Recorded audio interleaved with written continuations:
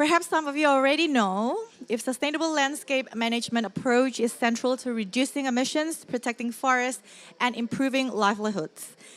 The government of Indonesia has been working towards a landscape approach with the aim of achieving net zero emissions from forestry and land use, or AFOLU. So on this session, we will explore the Indonesia's efforts in enhancing landscape governance. But before we deep dive into that, I will present to you a quick video which is about to unfold before your eyes. Please enjoy.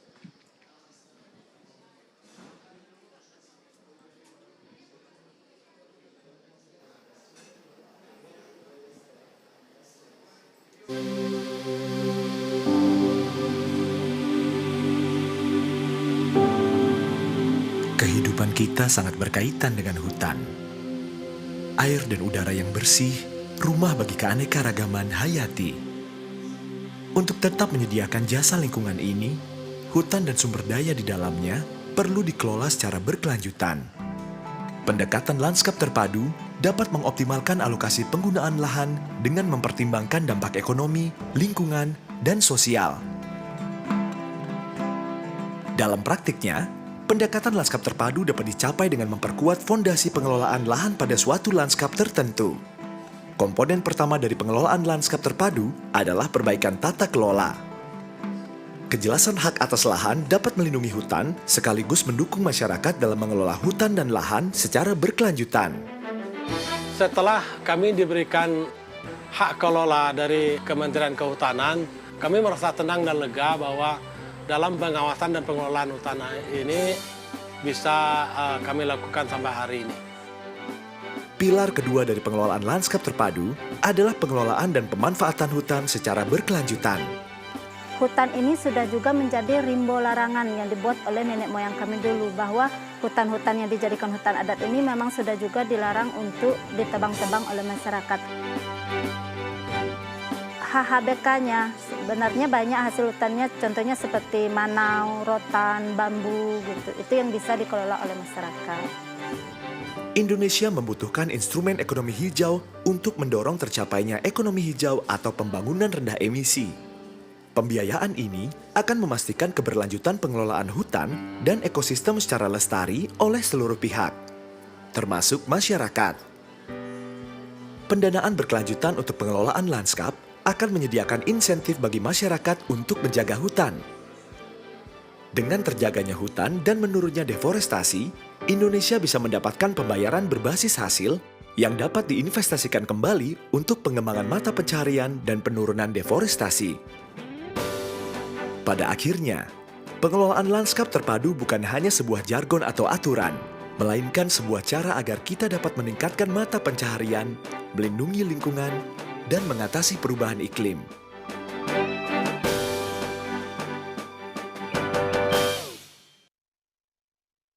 So without further delay, I will hand over my stage to the Deputy Minister for Food and Agribusiness, the Coordinating Ministry of Economic Affairs, Republic of Indonesia, Bapak Dida Gardera. It's all yours, Pak. Thank you.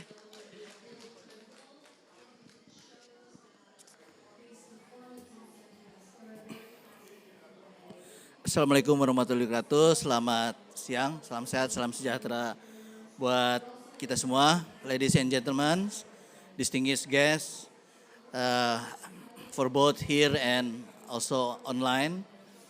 Welcome to this session of COP28 in Indonesia Pavilion with the team working across sectors and ministries for a comprehensive landscape approach. This session is jointly hosted by Coordinating Ministry of Economic Affairs and World Bank under the program Sustainable Landscape Management. I will be your moderator for this session. My name is Dida Gardera, Deputy Minister for Food and Agribusiness, CMEA. First of all, allow me to invite to the stage and extend a very warm welcome to our distinguished panelists, the Honorable Mr. Pak Ellen Setiadi, Deputy Minister for State-Owned Enterprise Development, Research and Innovation. Please, Pak Ellen. And also, please on stage. And also Ibu Vivi, Deputy of Maritime and Natural Resources for the Ministry of National Development Planning, or Bappenas. Please, Bu Vivi. And Pak Agus Justianto, the Director General for Sustainable Forest Management from the Ministry of Environment and Forestry. Also, Mr. Andreas will join soon, later. And we have already also one speaker online.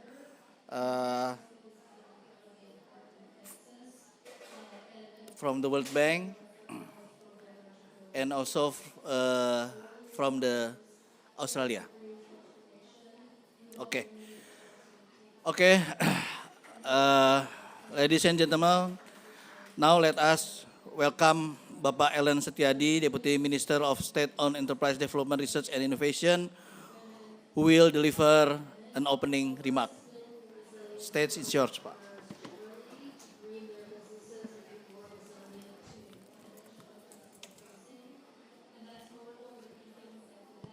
Bismillahirrahmanirrahim. Assalamualaikum warahmatullahi wabarakatuh. Distinguished speaker, yang terhormat Pak Dida, terima kasih. Kemudian Bu Vivi Yolaswati, Deputy of Maritime and Natural Resources, Ministry of National Development Planning. Bapak Agus Justianto, Director General of Sustainable Forest Management, Ministry of Environment and Forestry, Ms. Sue McCluskey, Special Representative for Australian Agriculture, Mr. Andreas Dahl-Jørgensen, Director of Norway's International Climate and Forest Initiative, Ms. Franka Brown, Land Environmental Specialist, the World Bank, and the honorable guests and government institutions, developing partners, private sectors, NGOs, and the public from around the globe. First and foremost, allow me to express my utmost gratitude for your participation in this event of Indonesia Pavilion theme, working across sector and ministries for comprehensive landscape approach. Allow me also to give the highest appreciation to the World Bank as our partner in the Sustainable Landscape Management Program for co-hosting this very session, as well as the Indonesian Pavilion team for organizing this very event. Your Excellencies, Indonesia is fortunate enough to be endowed with extraordinary natural assets that have fueled our growth the past 20 years. 50% of Indonesia's land is covered by forests. In our coastal lines are the third longest in the world. In 2022, 30 million jobs in Indonesia are linked to natural assets in landscape sectors such as agriculture, fisheries, and forestry. Despite its a great contribution and potential for more management for this landscape sector has always been a challenge. Although the government is constantly improving its effort, issues such as working in silo and aligned governance in national and subnational level continue. This management issues have resulted in less favorable social, economic, and environmental impacts. For example, forests and coastal villages have higher property rate than national average. Management issue, landscape sector have also increased the country climate vulnerability. This is due to widespread degradation of soil, land, water, and air, which could lead to lower agricultural productivity, increased flood events, sea level rise, and constant forest and land fires. At the end, this environmental impact resulted in the rise of Indonesia GHG emission, with AFOLU sector contributing 50% of Indonesia total emission. This put pressure on Indonesia 2030 NDC commitment and greener economic recovery. Ladies and gentlemen, as well now, Indonesia is deeply committed in this climate action, and during COP last year, we have submitted our enhanced NDC target of 31.9% below BAU by 2030, and with international support, 43% 0.2%. This is over 2% more than our previous NDC. To achieve our climate ambition target, an integrated landscape management approach has become key. An integrated landscape management is essentially a long-term collaboration among different groups of land managers and stakeholders to achieve the multiple objectives required from the landscape. In this case, environmental and socio-economic sustainability. The government has put efforts in realizing integrated landscape approach from the strategic level to on-field implementation. Some examples among others: mainstreaming low-carbon target indicators and outcome into the national development planning documents. This will ensure a more synergies program planning and implementation across development sectors. From the fiscal side, the government has implemented a climate budget tagging mechanism at the national and regional levels to ensure robust tracking and actionability of climate-related budget allocation across sectors. The government has also established and operationalized Indonesia Environmental Fund Agency to ensure sustainability of environmental financing. On the sub-national level, provinces with rich forests, peatland, and mangrove areas are participating in resource-based finance to emission reduction. East Kalimantan, through Forest Carbon Partnership Facility, has received the first payments for the forest emission reduction effort, while Jambi province is on the way implement similar resource-based finance through biocarbon fund facility. We are proud of this milestone, and from this, we realize the alignment in improvement to governance system and processing is key to actualizing an integrated landscape approach. This is particularly important for Indonesia, which has a diverse geography, large population, and complex interrelated socio-economic factors. Having said that, questions remain on how to take this milestone further. How to foster and maintaining alignment of government action across sector and jurisdictional levels, how to replicate and scale up these efforts, how to the best distribute benefits equally to local communities.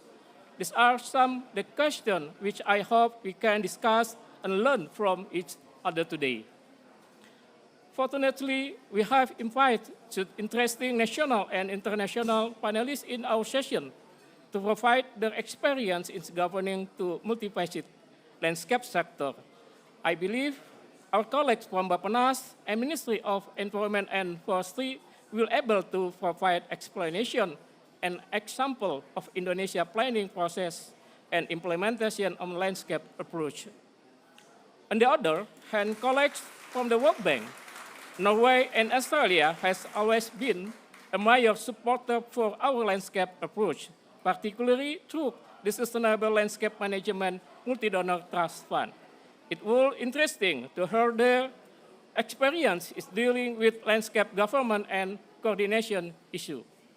All in all, I sincerely hope today, even call open dialogues and collaboration to scale up our ongoing environmental and climate action. Let us have fruitful discussion. Thank you. Wabillahi taufiq wal hidayah. Assalamualaikum warahmatullahi wabarakatuh. Thank you very much, Pak Ellen, for interesting remarks and for setting the context. Now, without further ado, we are going into the panelists to discuss our topics today. First, I would like to ask Ibu Vivi, since Bappenas have a key roles in development in Indonesia, will you tell us the process and how to coordinate with all line ministers to establish national program, as well as how to coordinate with the local governments, and also how to mainstream the issue of climate change into our midterm or long-term planning. Please, Bu Vivi and Pak Ellen, if you, yeah, thank you. Yeah. Yeah, please, Bu Vivi, stage is yours. You can do in chair or on the stage. Stage is better. Good for optics.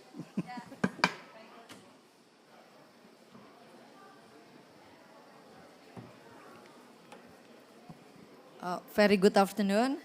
Thank you very much, Pak Dida and distinguished speakers, ladies and gentlemen. First of all, thank you very much for giving us an opportunity to speak in this very important event.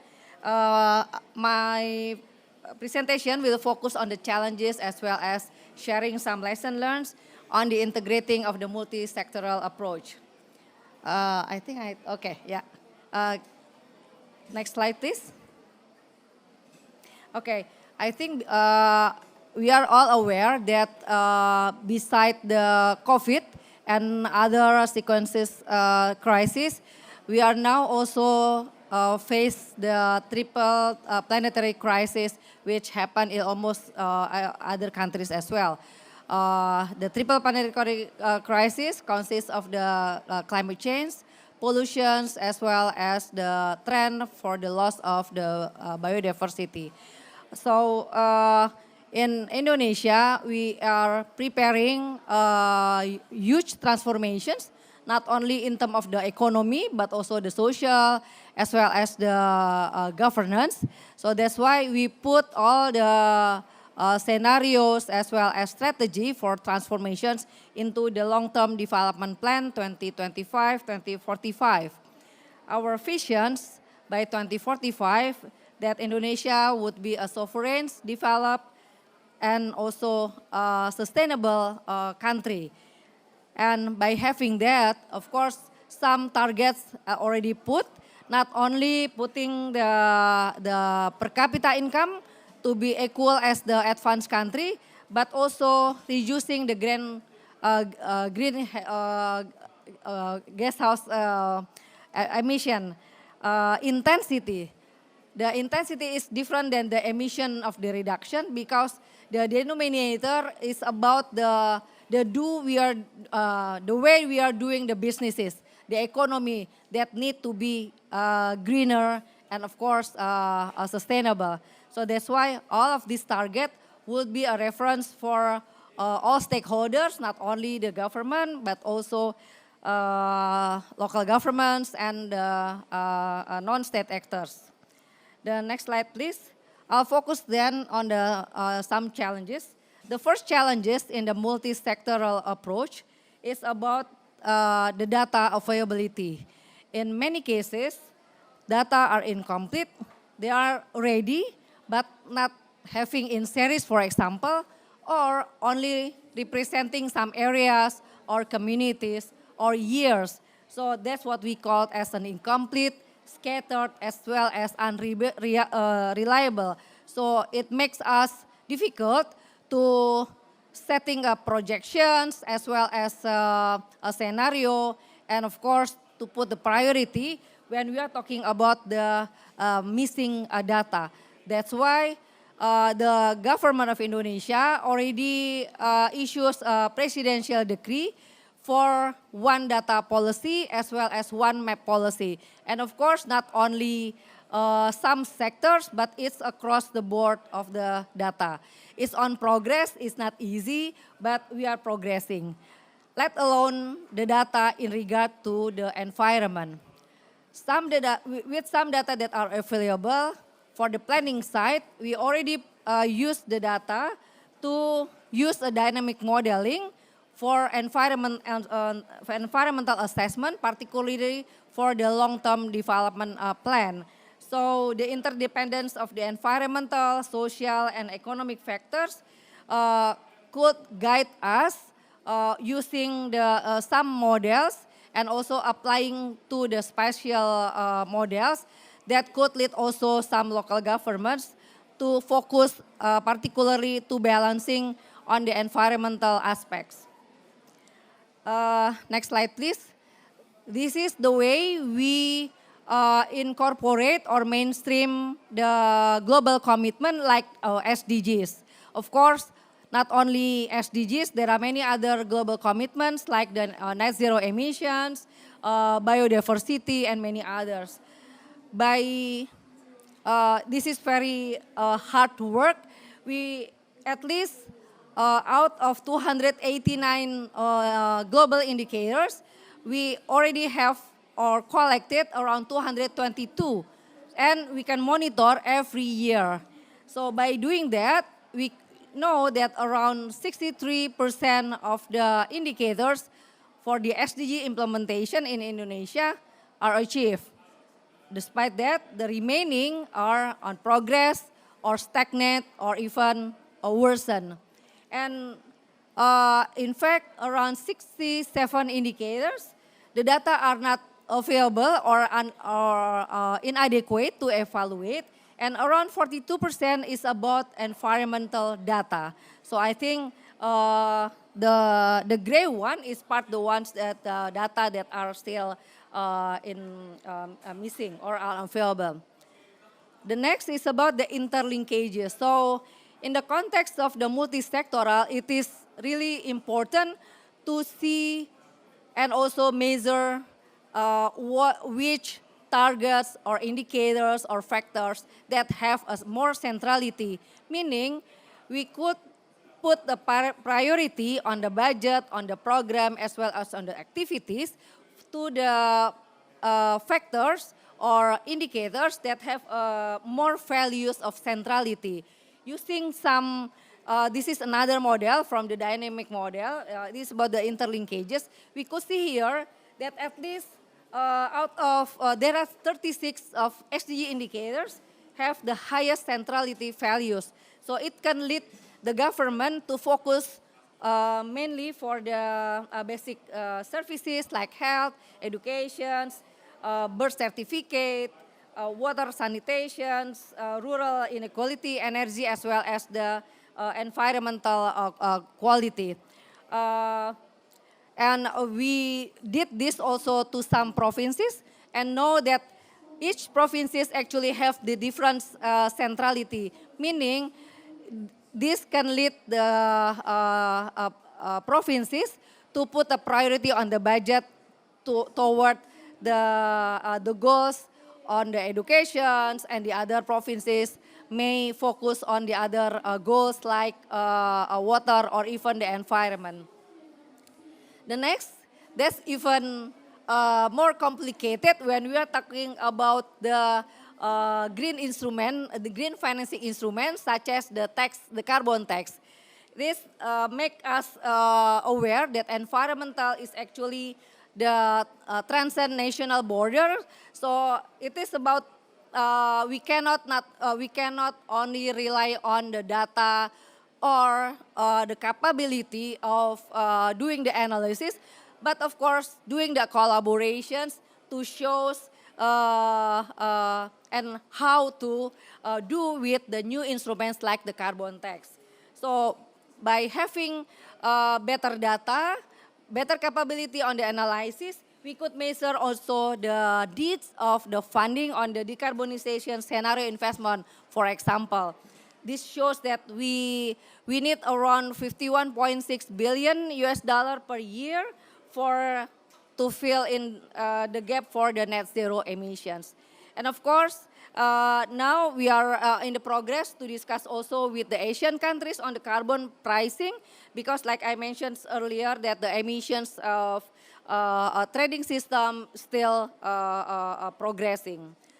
Lastly, the lesson learned that I think many of us already aware and also understanding about the importance of the environmental or the climate change issues.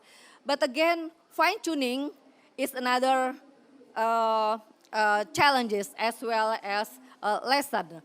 And we learn that actually it is important for getting or take communications in several layers, not only among sectors, but also several layers of the governments, not only the national, but also the local governments, even also with other stakeholders like businesses, the NGOs as well as the communities.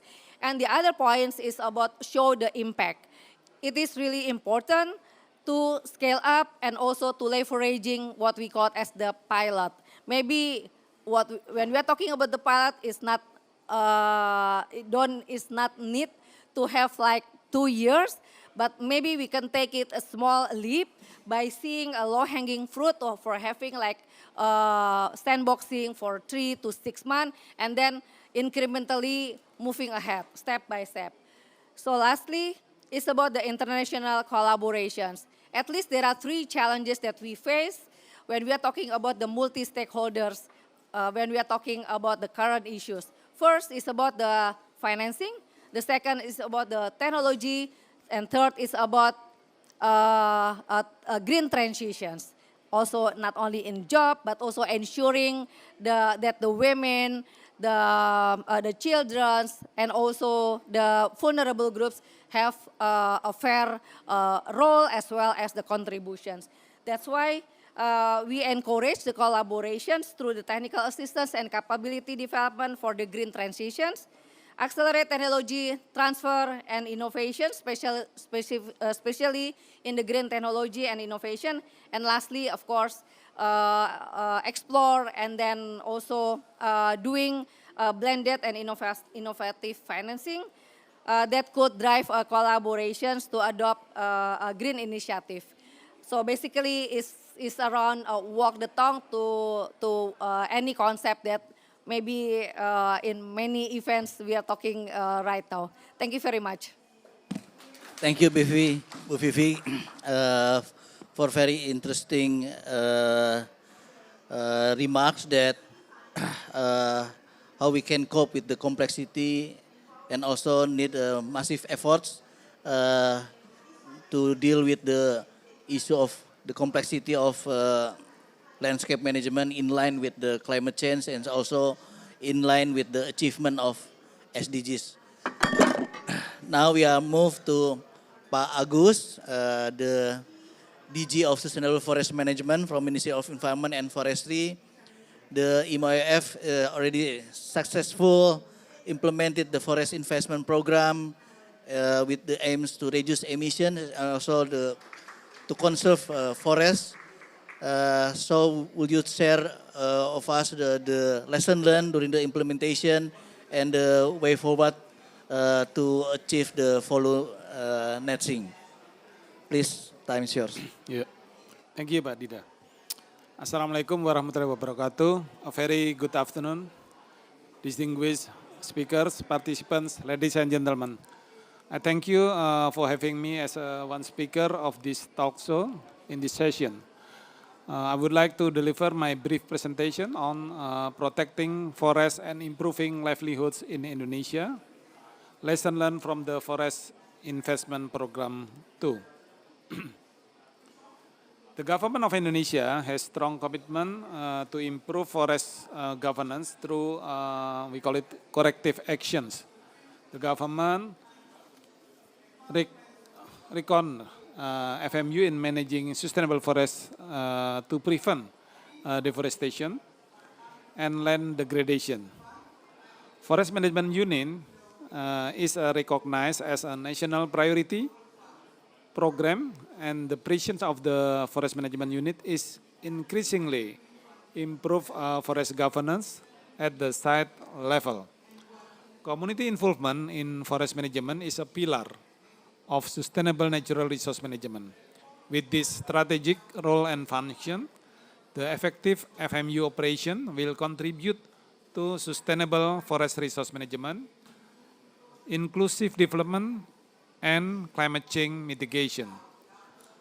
To further strengthen the role of Forest Management Unit and community participation in sustainable forest management in Indonesia, protecting forests and improving livelihood in Indonesia, the government of Indonesia, in cooperation with the World Bank and the Danish International Development Agency, designed and implemented what we call Forest Investment Program 2 or FIP 2.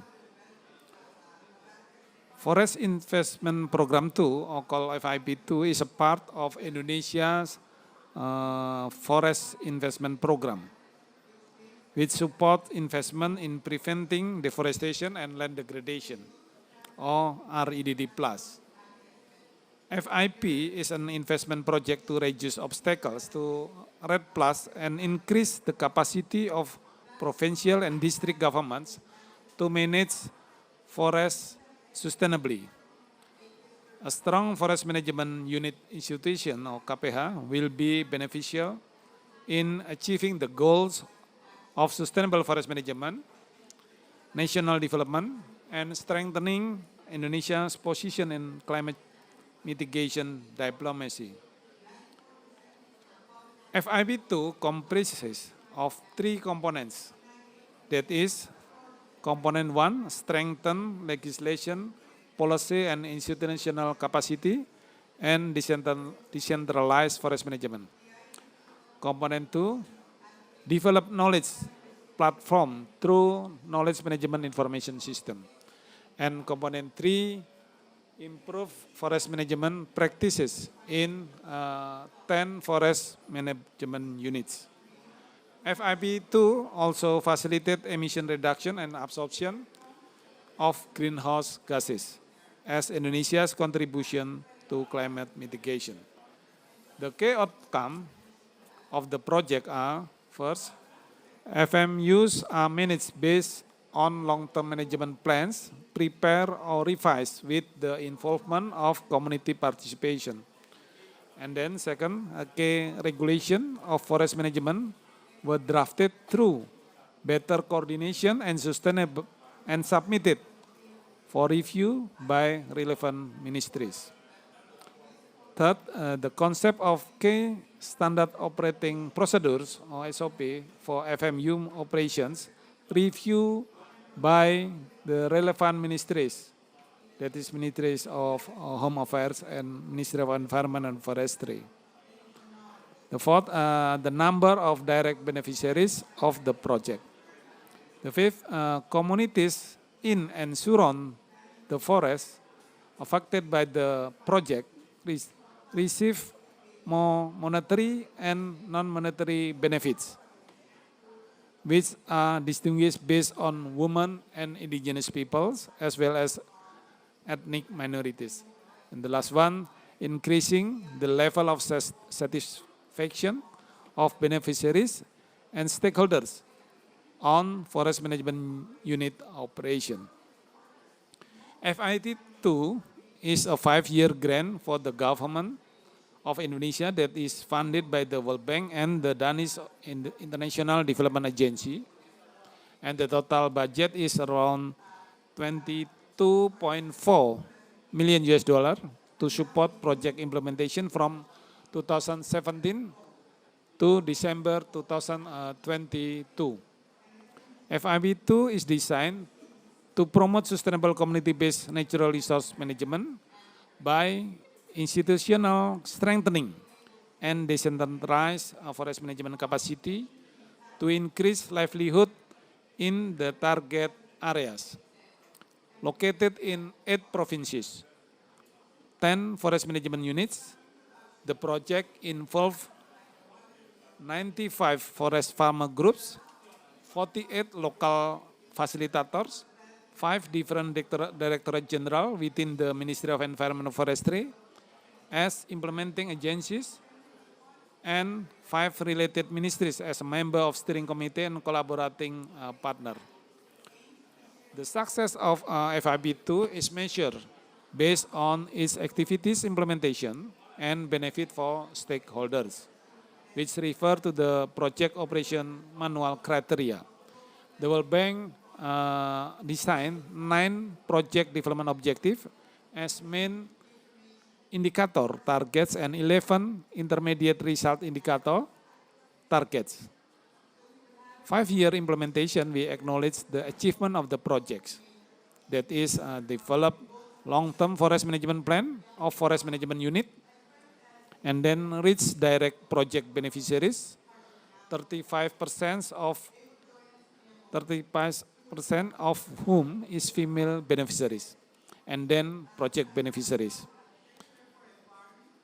Communities in and around forests affected by the project, including ethnic minorities or indigenous peoples. This will certainly increase monetary and non-monetary benefits. And then the project produces modules, e-learning, and training staff of local communities to effectively perform forest management activities. And then delineated spatial plans for FMUs with forest boundaries. The project also established knowledge management center in 4 provinces and built conflict resolution mechanism and benefit sharing mechanism. FIP2 also supports the implementation of AFOLU netting by 2030 through various activities such as dissemination of AFOLU netting 2030 and its related regulation. And then regional and national focus group discussion and workshop. And we do also training of carbon calculation and AFOLU netting 2030 at national and 2 regions. That is Sumatra and Kalimantan. And then pilot project AFOLU netting implementation at the site level located in FNU Tasik Besar Serkap in Riau Province, FMU Kandilo in East Kalimantan Province. The pilot project indicates that AFOLU netting by 2030 is achievable. Currently, the Ministry of Environment and Forestry replicated the pilot project in different ecological landscape using different grant scheme. And then long-term investment for Internet of Things. Although the project has achieved all the design target, but both in project development objective and intermediate result indicators, the project faced challenges such as change of law. There is a significant change in forest management units roles that need to be considered if the project achieve its target. And then located in 8 provinces, 10 forest management unit and involve 95 forest farmer groups. This means a strong coordination is needed to ensure the project achieve the target. And then implemented during the pandemic COVID-19, where restricted social distancing applied and virtual meeting is needed, while infrastructure at the site level was not ready yet to support this new normal. Project restructuring is closely related with the changes of law and pandemic COVID-19. Several targets have to be revised in order to adjust with the change and condition. Distinguished participants, ladies and gentlemen, there are lots of lessons that we learned during the 5-year implementation of the project. The first, project design. The bank appointed Partnership for Governance Reform to coordinate project preparation under the Ministry of Forestry. Academic studies were performed, focused on 5 areas, that is regulation, environmental and social management framework, local livelihood development systems, business development, knowledge management, and monitoring and evaluation design. Comprehensive project design and flexibility to restructure to adjust with the existing condition are the key success. Second, knowledge resource center and knowledge management information center. Development of knowledge management information system and knowledge resource center are developed to assist government, business, and civil society staff mental transition toward a new paradigm of forest management. Knowledge management information system integrates a database emphasizing the use of knowledge to formulate FMU action plans and supporting policies. And the knowledge management information system is effective in cultivating a learning culture in the forestry sector, which facilitates the preparation of a code of conduct and a basis for knowledge-based decision making. Third, community forest-based business model. The community business and livelihood support scheme provides training opportunities and support for the startup operation of small and medium enterprises in local communities to generate sustainable benefits from forest management by FMUs that effectively reduce carbon emission. This business model provides small grants for community groups and local entrepreneurs in partnership with the FMUs. The grant aims to establish ecologically sustainable forest-based enterprises in the form of wood, non-timber forest product, and or environmental services. Up to now, the community forest-based business model is one model that is adopted in social forestry in Indonesia. The fourth, communication outreach. The communication teams use online, print, audiovisual, conventional mass media, social media, and face-to-face events with national and international audiences to communicate FIP2 activities. All information and data are managed in KMIS. 10 FMUs produces short videos and documentary films and disseminates them in workshops, focus discussion, training, events, and social media platforms. This information is licensed and the best alternative for other FMUs. The fifth, safeguards. Safeguard implementation in 10 FMUs and 95 forest farmer groups are one of the key success of the FIP2. Socializing safeguards to forest farmer groups before the FIP2 implemented save production cost because the community could control, waste, or reuse it as a product with economic value. For example, socialization and the processing of candle nut, and then using candle nut cells as a material to make a liquid smoke had provided added value to the cartel. Or the use of the rest of the citronella distillation results for compost. 6, woman empowerment. Woman empowerment plays a crucial role in elevating poverty in the village. Forestry-based community business provides more opportunity for women participated in forest management-related activities. Distinguished participants, ladies and gentlemen, FIP2 implementation relates to government policies, plans, and programs at the national and regional level. This way, various government policies, procedures, and programs become determining factors in developing FMUs and strengthening community rights and access to natural resources. The key success for national, subnational coordination from FIP2 are consultative committee, joint mission, bottom-up approach for developing annual work plan. The approach opened a window for a strong coordination between subnational, FMU, Extension Office, and national level, implementing agency and executing agency. Distinguished ladies and gentlemen, in conclusion, with the assistance from FMU and local facilitators, communities that living surround the forest, including other peoples, are able to map the potential communities from the forest and increase family income.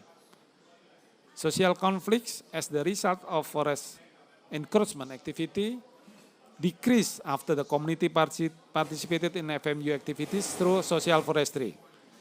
The existence of FMUs helps the government to achieve the target of 12.7 million hectares of social forestry. FMU development can accelerate or support the government target of 2028, as stated in the draft presidential regulation and on integrated planning for the acceleration of social forest management. Forest cover and deforestation rates decrease after institutional strengthening of FMU based on community participation. The critical land area decreased along with the increased carbon stocks in the FMU managed area. FMU in Indonesia is ready to implement the 2030 voluntary policy with the support of adequate fund for human resources, data, information of forest resources. And lastly, Forest Investment Program 2 provides a legacy to the sustainable forest management of Indonesia. I thank you very much. Thank you, Pak Agus, for indeed it's very important lesson learned, the implementation of integrated landscape approach, particularly forest management, and ensuring the benefit will give to the local people. After we heard about the experience national of from the Indonesian perspective, now then we will learn about the international views. First, I would like to ask Sue McCloskey as a special representative for Australian agriculture. Please,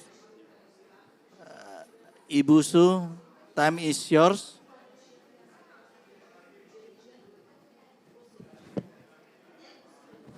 Ibu Sue, can you hear me? You hear me? Okay, please, time is yours. And you can hear me? Thank you. Your Excellencies, distinguished guests and participants, thank you to the Indonesian government and the World Bank for the opportunity to speak today.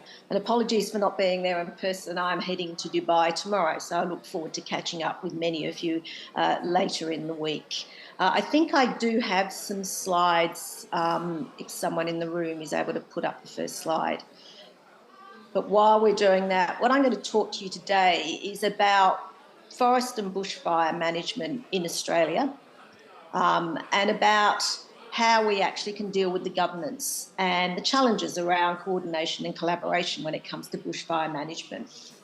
Fire has been part of the Australian landscape for millions of years, with destructive bushfires becoming more common in the last couple of centuries, mainly due to the changes in land management. This has been due to restrictions on preventative burning, and that's been due to increased urbanisation and infrastructure, as well as climate change, of course, that has placed increasing pressure on the way fire can be managed sustainably in the landscape. Modern technology is used in collaboration with traditional Indigenous practices, and these technologies and knowledge are achieving better fire management results. The combination, of course, of space technology with Indigenous knowledge and the know-how of pastoralists and park rangers is now everyday practice across Northern Australia. And not only does this work to produce some of the best fire management outcomes in the world, it also demonstrates how cutting-edge technology can inform local and traditional knowledge for environmental management. Planned burns reduce fuel loads, but using small, cool fires in good weather is critical to its success. Despite that, bushfires continue to be a severe concern for Australia, and this season has already started badly, with severe fires in Western Australia in the past week and high fuel loads and prediction of a hot summer pointing to a really bad fire season for us. Next slide, thank you. So let's look at how the governance of forest and bushfire management in Australia works. Firstly, we should note that there is a huge variance and significant variety in terms of Australia's ecosystems and vegetation types. We go from tropical savannas that are able to tolerate regular and almost annual fire burns, and this is in the north, tropical rainforests, temperate, and even alpine heathlands that rarely burn at all. In the north, much of Australia's native vegetation has evolved to be tolerant of fire or even fire dependent. But forest is vitally important to Australia. Forests provide biodiversity values, carbon storage, clean water and economic values such as timber and tourism, which are important to many regional communities. Fire can be damaging, though, to these values, and yet it's essential for maintaining productive and healthy landscapes.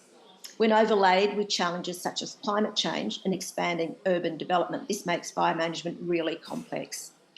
In Australia, responsibility for fire management is split across 3 levels of government. So we have the federal government, or the Australian government, which is responsible for nationally significant environmental matters and also for international policy.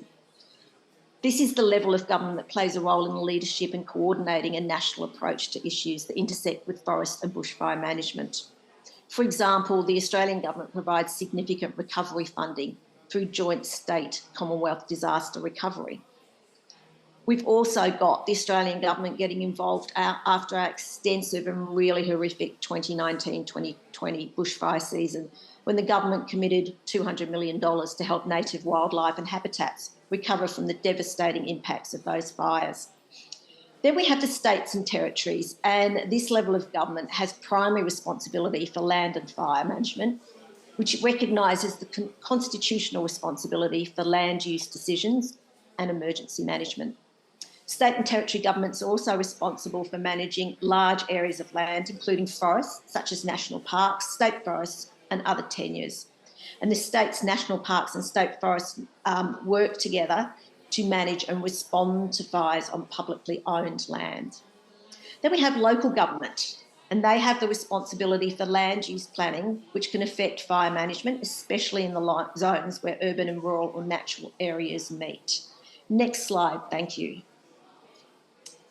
Of course, with such a diverse landscape, as well as the complexity of 3 levels of government, there are many challenges in establishing a robust cross-sectoral coordination. We have a very big land mass, but a small population. So, of course, the 3 levels of government do make this quite complex. While there are arrangements between jurisdictions, each state and territory has in place systems to coordinate responses to bushfires between their respective agencies. Importantly, all fire, emergency service and land management agencies within Australia use the same incident control system for emergency management. We have the same command and control structures and the same terminology when responding to emergencies, including bushfires. The fire management and emergency services of all Australian states and territories are also part of the National Council for Fire and Emergency Services, where we have national resource sharing. And I'm sure many of you would be aware that not only do we send our firefighters to other parts of the world when they have severe bushfires, but we also have others come to us. In the north, we have savanna fire management, which is really important in Northern Australia, where they burn in the late dry season, which results in fires that produce more greenhouse gas emissions and burn a greater proportion of dead organic matter than fires that occur under cooler, more moist conditions. We have our emissions reduction fund, which aims to reduce the frequency and extent of late dry season fires in savannas, which results in less greenhouse gas emissions and more carbon being sequestered in this organic matter. Savanna burning also allows us to have better management and to ensure that we can generate carbon credits, and around 10 million carbon credits have been generated to date through this type of management. Importantly, and quite critically, using Indigenous fire management can help address some of these issues, as it involves more people who can spend time looking after slow-moving fires and use of traditional knowledge of where and how burns should be done. This requires a high degree of community consultation and cooperation, and in some areas where traditional knowledge has been lost, it must be revitalised to ensure that we have engagement with the traditional owners. Across Australia, there are a number of groups that work with farmers and Indigenous people to encourage them to work together to share knowledge. We also have our Emergency Management Minister, who is also our Agriculture Minister, Minister Murray Watt, which actually shows the great linkages between agriculture and the criticality of emergency management. And of course, we couldn't do without our volunteers. The volunteers are the ones who are at the forefront of fighting bushfires. And as a farmer myself, I know how critical this can be. Collaboration across all levels of government is going to be our biggest challenge. And what we've always got to remember is the power of the collective is much bigger than the power of one. Thank you for your time today.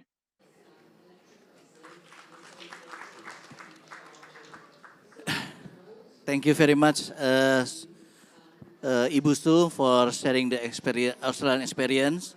Now, we would like to turn to Mr. Andreas, the Director of Norway International Climate and Forest Initiative, or NICFRI. Please, time is yours, Mr. Andreas. Well, thank you much for having me here again. It's a pleasure to be here and an honor to be with you today. And apologies for being late. I had a conflicting event, so but thanks for accommodating it, even so.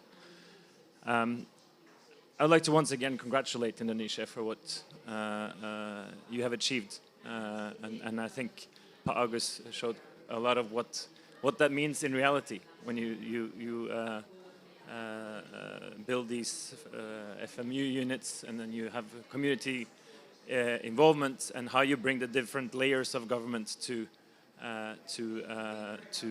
coalesce around the common goal, and that's really what has contributed to the significant results is collaboration across levels of government, but also across different parts of the government. And I think I work for a climate and environment ministry. I know how hard it is to coordinate across other ministries that you're not really responsible for, right? So every government is having this challenge when you face big issues like climate change or nature protection, and we're also considering how to. If, for example, in our spatial planning, we have a lot of power in the districts, and so there's a question between the layers of government, but also, of course, across sectors. And now we're putting in place what we call the governance structures for managing our domestic climate policy, and also increasingly on nature. So we're trying to have what we call climate budgets and nature budgets. Of course, on nature we are much further behind when it comes to having a clear metric. It's not 1 ton of carbon, it's different ecosystems, and so we still have a lot of data work and knowledge work to be done in Norway before we are really ready to implement this in the way that we want. But I'm sure we have a lot to learn from Indonesia on this, and we'll be happy to share experiences. But going back to what Indonesia has achieved, I think it comes down to the commitment from the whole government to achieve Indonesia's goals, and collaboration between the various ministries and different levels of government on the protection side, on the moratorium, on the law enforcement, on the social forestry, on the collaboration with agriculture and producing industries, and so on. So the list goes on, but the achievements are very significant. And I think one additional point I'd like to make, Pak Joko was here last time, but on the international Indonesian Environment Fund, that the funding instruments can also be a useful way of bringing sectors together. And supporting the various the strategies of the different pieces of government, and I think that's a sensible approach, and that's something we've seen in other countries that we worked with too. That bringing various parts of government together for implementation of a joint strategy can be a good recipe for success. And we're extremely proud to be partnering with you, and with that fund. Our Prime Minister announced the day before yesterday our second contribution to the Indonesian Environment Fund, and so we look forward to that partnership and discussing and seeing how you, as a government, decide to allocate that funding across the different strategies that you have outlined here. So thank you for having me. Yeah, thank you, Andreas, and thank you also for your appreciation to Indonesia efforts. Now we are turned to Ibu Franca. Last but not least, I would like to have a couple questions to our partner from the World Bank, Ibu Franca Brown. Having heard the domestic and international experiences, could you remind us again why cross-sectoral approach has a critical role in landscape management? Based on your experience, are there examples and lessons from other countries on successful landscapes approach? Please, Ibu Franca, time is yours. Thank you so much, Padida. Can you hear me well? Yes. Okay, Very clear. Excellent. Assalamualaikum and salamat siang. to Dubai from Jakarta. It's a pleasure being here with you, even if virtually. And let me also first and foremost congratulate Indonesia for its achievements and its commitment to this agenda of FOLU, the agenda of reducing deforestation and of reducing emissions in the land use sector, but while also promoting sustainable forest management and sustainable livelihoods. Let me greet the Honorable Bapak Ellen Sediati, our very distinguished panelists, Ibu Vivi Yulaswati, Pak Argus Justianto, Sue McClaskey, and Andreas Dahl Jorgensen, for providing their insights on this really interesting and very relevant topic. We are very pleased that the World Bank and the Sustainable Landscape Management Program, the SLNP, to have the pleasure of co-hosting with you this workshop today, this session today, and to speak about some of Indonesia's accomplishments in this area, but also to bring some examples from other countries. So Padida, on your first question, why is a cross-sectoral approach critical?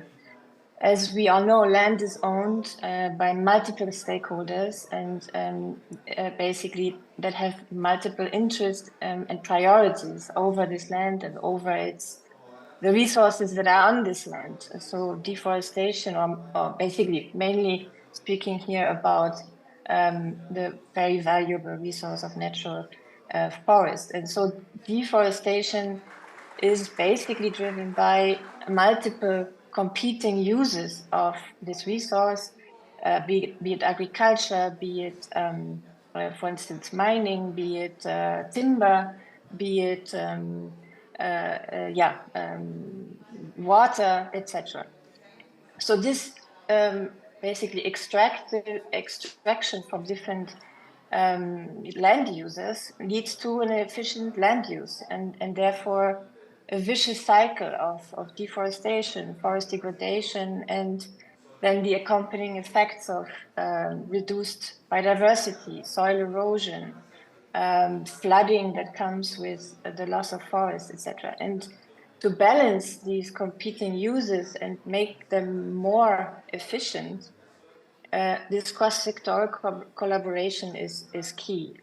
Having a mutual understanding, having a mutual planning, having collective action that then formulates common goals, common targets and indicators, as for instance presented by Ibu Fifi, is the essence of such a landscape approach or cross-sectoral approach that Indonesia has already successfully implemented. So the common goal is essentially economic opportunities and livelihoods for those that depend on the forest resource and on other ecosystems or natural resources, while also preserving them for future generations. And so from this, but I don't know if the slides are also projected, but so from this cross-sectoral collaboration, we can basically gain better planning, better projection of how to use this resource, improved knowledge transfer, increased scalability then of such programs and the translation of them to various geography. And for this, high level of leadership is really key to foster this whole of government action. As Andreas also just described, this is not always easy to coordinate across sectors and ministries, but Indonesia has already set an excellent example by deriving its FOLU Netting 2030 strategy, behind which many other ministries can align and have aligned. And then again, this strategy is being translated into targets, into tangible regional green growth plans and action plans that can be implemented on the ground through, for example, forest management units as described by Pa Agus, through social forestry and so forth. Responding on your second question, lessons from other countries. So yes, we have worked at the World Bank in other geographies across the globe. The ones that I would like to share are Mexico and Colombia because they are relevant also for Indonesia. They are at a similar stage when it comes to developing jurisdictional approaches to reducing deforestation. And let me start with Mexico, if you can go to the next slide. In Mexico, the Forest and Climate Change Program was initiated in 2018. It was initiated to basically address increasing deforestation. Primary forest loss in Mexico doubled between 2002 and 12. And so, the underlying causes were unsustainable logging, institutional factors, the high profitability of alternative land uses, particularly related to agriculture, livestock production, etc. Now in Mexico, 61% of forests are owned by local and indigenous communities, there's comunidades and ejidos, and they have a very high degree of organization. However, they have low management capacity to conduct forest operations in an economic way, right? In some sense, also to as a business, as a community business, to commercialize the products from these community managed forests. And so, as a result of this, other land users were basically able to compete, come in, and environmental degradation was relatively high and cost roughly 6.3% of Mexico's GDP. So this program was a response to that situation, targeting specifically local forest communities and basically strengthening not only their organization, but their managerial and technical skills to ensure longer-term sustainability of forest management, a bit similar to what Indonesia is successfully implementing through its social forestry approach, but very much focused on the forest resource. And so this was generating more livelihood opportunities for the local communities, and while it also strengthened their bargaining power vis-a-vis off-takers for their products, but also other land use propositions that were depleting the resource. In parallel, the program was working with the Ministry of Agriculture, SAGARPA, on repurposing of agricultural subsidies and shifting towards more sustainable cattle ranching through silvopastoral practices. And so overall, this coordination between the Ministry of Environment, Semarnat, the National Forest Agency, CONAFOR, and SAGARPA, the Agriculture Ministry, was really key to have very substantial achievements of this program. That was then also supported through a National Payment for Environmental Services program that overall resulted in 25 to 50% of reduction in deforestation in the project areas across 5 Mexican states. So that was quite a coordination challenges between also the provincial and the national level. The second case, Colombia, so we can go to the next slide, is a program that focuses on Colombia's Orinoquia region. This is a region in the east of Colombia, bordering Venezuela, and to the south, bordering the Amazon rainforest. It spans 25 million hectares, so it's the size essentially of the UK. And this sustainable Orinoquia program was launched in 2016 to support the sustainable development of this region. It is considered as one of the last agricultural frontiers in the world. It has very diverse ecosystems, particularly very high biodiverse savanna landscapes with interspersed mosaic forest landscapes, and incredible wealth of flora and fauna. But this region did suffer from deforestation related to commodity production, cattle, meat, palm oil, and also illicit activities due to coca production. So the lack of land use planning was essentially the biggest driver, let's say, of unsustainable practices and illicit activities that led to a loss of 1 million hectares of forest, is particularly at the border with the Amazonian rainforest between 1990 and 2015. This program is being led by the Ministry of Agriculture and Rural Development, but in close coordination with the Ministry of Environment, with the Ministry of Planning, and with the 4 provincial governments that are included in this region. And through this coordination, it was possible to also establish partnerships with 15 private sector companies, some of them large multinationals, and 25 non-for-profit organizations and producer organizations. So these partnerships through the program as a platform was basically promoting the transition to sustainable agribusinesses and opening up access to markets for these more sustainable products. One example that was very much propelled through this program was were producer groups that switched from illegal deforesting coca production to the legal production of sacha inchi, which is an Amazonian nut with very high nutritious value, and helping these groups tap into a growing global biotrade market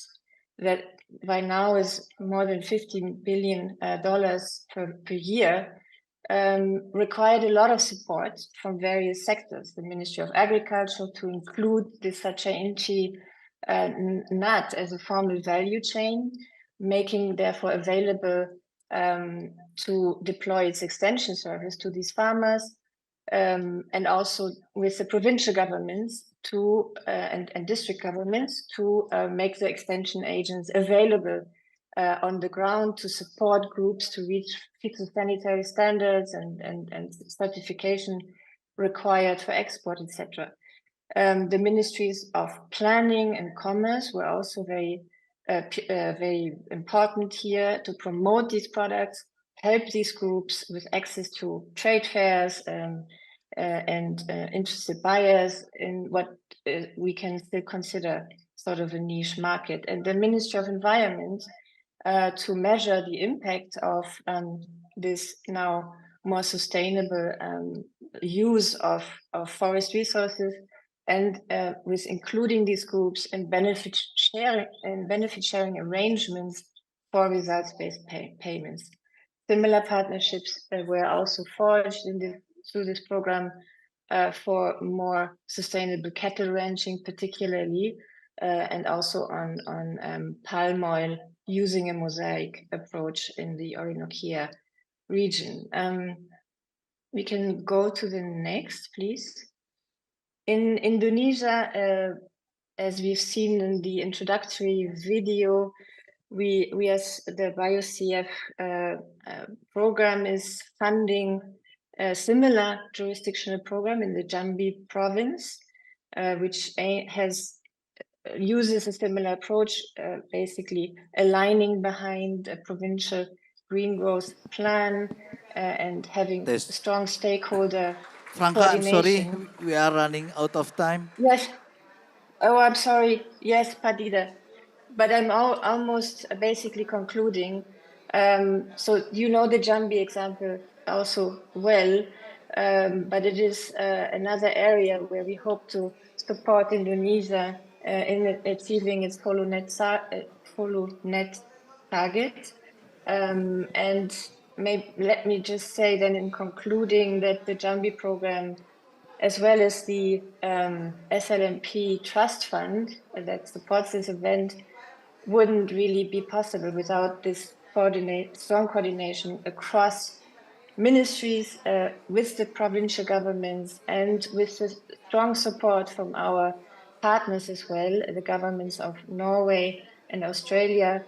Let me thank them here also very much, and again celebrate and acknowledge the strong progress that Indonesia is making to achieve the follow net zero plan. And please, let me also assure you that we look forward to continuing our full support to all ministries and stakeholders involved in this important agenda. Thank you, Padida. Yeah, thank you, Franca. Apologize to all audience that it should be we have a session for Q&A, but still we running out of time. I will ask 1 minute each to Ibu Vivi and Pak Agus. I believe that Indonesian government has already achieved a lot, but still there is a room for improvement. So please 1 minute closing remark from Bu Vivi and Pak Agus. Bu Vivi first. Okay. Thank you, Pak. Only two things that I'd like to give highlights. First, about the importance of the data. Within the internal sectoral, it is super important to build as well as to develop a system for the data. So protocol data sharing, digitalizations, and of course, building a trust is important. And the second, creating an impact. So moving from the pilots to scale it up, put some strategy, seeing the low-hanging fruit and building a trust, again, is really help us to make it a national impact. Thank you. Yeah. Yeah, thank you. Please, Pak. Yeah, protecting a forest and improving livelihoods as a focus of the forest investment program too has an impact. Some of them is social conflict as the result of the forest encroachment activity decreased after the community participated in forest management unit activities through social forestry. And then forest cover and deforestation rates decreased after institutional strengthening of forest management unit based on community participation. And forest investment program 2 provide a legacy to the sustainable forest management in Indonesia. I thank you. Thank you, Pak Agus, and please give applause to all panelists, Ibu Vivi, Ibu Agus, Pak Agus, Ibu Su, Pak Andreas, and Ibu Franca. Thank you very much.